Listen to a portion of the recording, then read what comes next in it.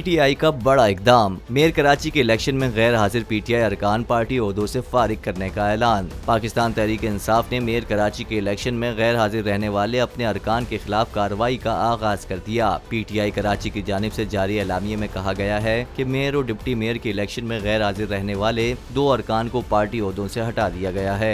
एलामिये में कहा गया है कि सिटी कौंसिल रुकून सनोबर फरहान को डिप्टी जनरल सेक्रेटरी के ओहदे से, जबकि सिटी कौंसिल रुकून समरीन नाज को सफूरा टाउन सदर के ओहदे से हटा दिया गया है।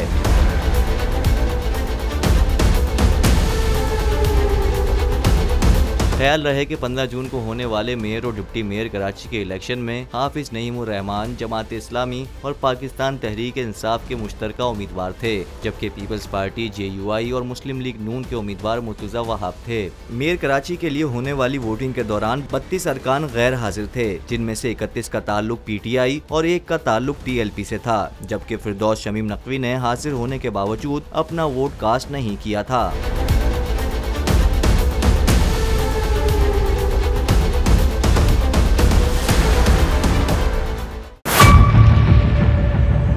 मेयर कराची के इंतखाब की जंग, बोल ने फिर छोड़ दिया सबको पीछे।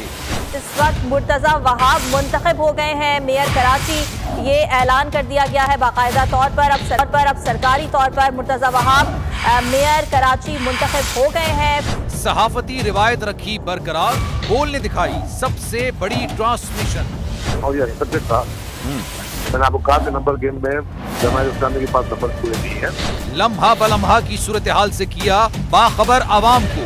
रेंजर्स के एहलकार और पुलिस के एहलकार हैं वो हाई अलर्ट है और वो इस बात की कोशिश कर रहे हैं कि अब कोई नाखुशगवार वाक़या जो है वो रूनुमा ना हो सके, क्योंकि बोल है सबसे पहले। सब्सक्राइब करें और बेल दबाएं ताकि कोई खबर रह न जाए।